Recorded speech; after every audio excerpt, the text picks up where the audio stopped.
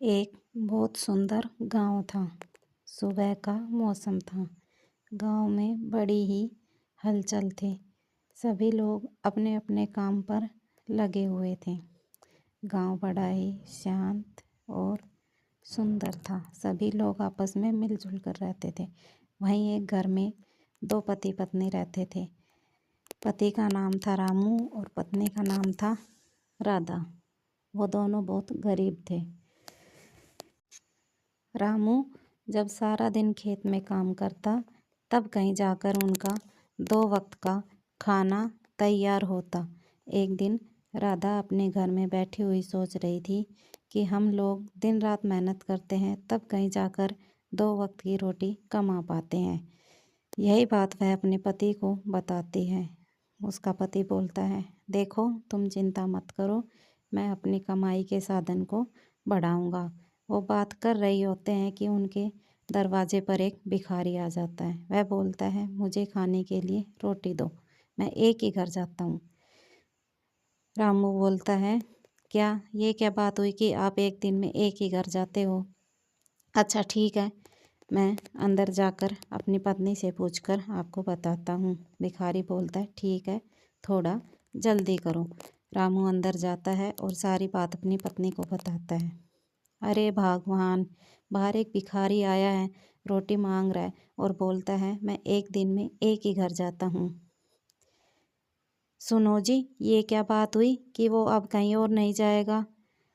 वैसे भी हमारे घर में तो एक ही रोटी पड़ी है, उससे हमारा कुछ होने वाला है नहीं। आप ये रोटी जाकर उस भिखारी को दे दें, क्या पता वो जाते जाते हमें कुछ दुआ ही दे जाए। रामू घर के बाहर आता है और वो रोटी भिखारी को दे देता है। भिखारी बोलता है, तुमने मुझे रोटी दी, इसके बदले में तुम्हें बहुत ही जल्द कुछ खुशखबरी मिलने वाली है। तुम बड़े ही अच्छे और दयालु हो, जो तुमने तुम्हारे घर में एक ही रोटी थी वो भी मुझे दे दी। ऐसा बोलकर भिखारी वहाँ से चला जाता है। रामू उसकी तरफ टकटकी लगाकर देख रहा होता है। अगले दिन जब रामू और उसकी पत्नी खेत में काम कर रहे होते हैं, तभी वहाँ पर एक आदमी आता है जो कि रामू को पूछ रहा था, अरे भाई, यहाँ पर रामू कौन है? कौन है रामू? मुझे रामू से मिलना है। किसी ने मुझे बताया कि उसका खेत इसी तरफ है। तभी रामू बोलता है, हाँ भाई, मैं ही रामू हूँ, बताओ क्या काम है? तभी वो बोलता है, देखो भाई, मैं सरकारी आदमी हूँ और मैं एक काम के लिए यहाँ पर आया हूँ। तुम्हारी अम्मा ने एक बीमा कराया था। अब तुम्हारी अम्मा तो रही नहीं, अब उस बीमे की रकम पर तुम्हारा अधिकार है। वो बीमा पूरा 5 लाख रुपए का था। अब उन 5 लाख रुपए को तुम ले सकते हो। ऐसा सुनकर वो खुश हो जाते हैं।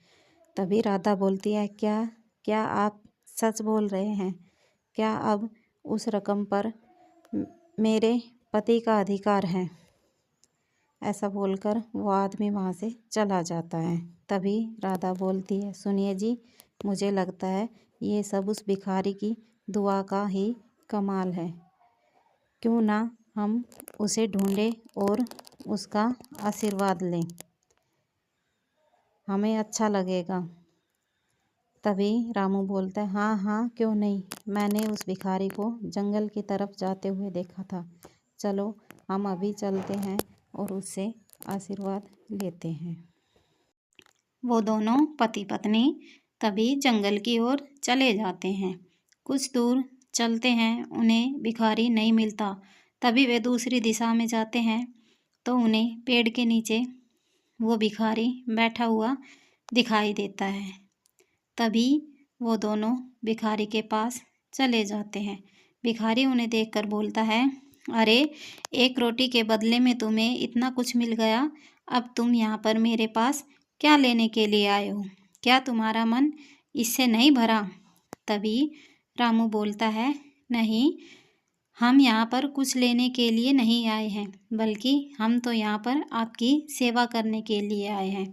आप हमें अपने साथ रख लीजिए, हम दोनों पति पत्नी आपकी सेवा करेंगे। तभी भिखारी बोलता है, देखो मेरा कोई ठिकाना नहीं है, मैं कभी इस शहर तो कभी उस गांव, कभी इस जंगल तो कभी उस जंगल, यहाँ वहाँ घूमता रहता हूँ, तुम लोग मेरे साथ नहीं रह पाओगे। तभी रामू की पत्नी बोलती है, नहीं नहीं, आप बिल्कुल चिंता ना करें, हम आपके साथ रह लेंगे, जैसे आप रहते हो वैसे ही हम भी रह लेंगे, आप प्लीज़ हमें अपने साथ रहने दें। तभी भिखारी कुछ देर बाद सोचता है और बोलता है, ठीक है, तो तुम दोनों मेरे साथ रह सकते हो, लेकिन जैसी ज़िंदगी मैं जीता हूँ तुम्हें भी मेरी जैसी ही ज़िंदगी जीनी पड़ेगी। तभी से वो दोनों भिखारी के साथ रहने लग गए। अगर भिखारी भूखा रहता तो वो दोनों भी भूखे रहते, ज़मीन पर ही सोते थे। वो दोनों भिखारी के साथ कभी इस जंगल तो कभी उस जंगल, भिखारी के साथ साथ जाया करते थे, कभी इस गांव तो कभी उस गांव, भिखारी के साथ जाते थे और भोजन मांग मांग कर अपना गुजारा कर रहे थे। तभी रामू जंगल से सामान लेकर आता है, वह मन लगाकर भिखारी की सेवा करता है। एक दिन भिखारी बोलता है, देखो अब मैं एक ऐसे गांव में जा रहा हूँ जहाँ पर खाने के लाले पड़े हुए हैं। उस गांव के लोग 2-2 दिन तक भूखे रहते हैं। अगर तुम चाहो तो अब भी वापस लौट सकते हो, तुम्हारी कोई मनाही नहीं है। तभी रामू की पत्नी बोलती है, नहीं नहीं, हम तो आपके साथ ही चलेंगे और आपकी सेवा ही करेंगे, जैसे आप रहोगे वैसे हम भी रह लेंगे, आप हमारी चिंता ना करें। तभी वो तीनों एक ऐसे गांव में पहुंच जाते हैं जहां पर लोगों को 2-2 दिन तक खाना नहीं मिलता है। भिखारी ये सब देख रहा होता है। तभी उसकी नज़र एक बड़ी हवेली पर पड़ती है। अरे भाई सुनो ज़रा, ये हवेली किसकी है? ये हवेली तो इस गांव में सबसे बड़ी है, इतनी बड़ी हवेली तो और किसी की भी नहीं है। अरे भाई ये हवेली तो यहाँ के बड़े ज़मींदार की है, उनके पास बहुत सारा पैसा है, लेकिन वो किसी की भी मदद नहीं करते हैं। तभी भिखारी ज़मींदार के घर में जाता है। ज़मींदार भिखारी को देखकर चौंक जाता है। अरे अरे, तुम कौन हो? निकलो मेरे घर से, तुम्हारी हिम्मत कैसे हुई मेरे घर में घुसने की? चलो जाओ यहाँ से। तभी भिखारी वहाँ से गुस्सा होकर चला जाता है और जमींदार उसे खड़ा खड़ा देख रहा होता है।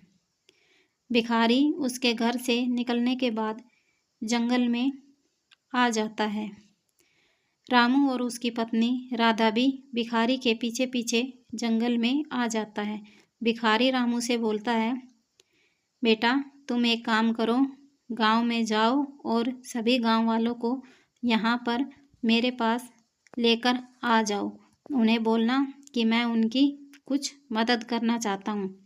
तभी रामू बोलता है, ठीक है, मैं अभी जाता हूँ और सभी गांव वालों को आपके पास बुलाकर ले आता हूँ, पर आप मुझे तो बता ही सकते हैं कि आप उनकी क्या मदद करना चाहते हैं।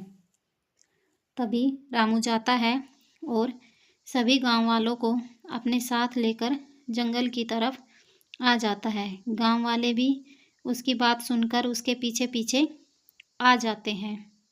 तभी भिखारी बोलता है, देखो मैंने ज़मींदार से तुम्हारी मदद करने की बात कही थी, लेकिन उसने मेरी एक बात भी नहीं मानी। तुम लोग बिल्कुल भी चिंता ना करो, मैं तुम्हारी मदद करूँगा।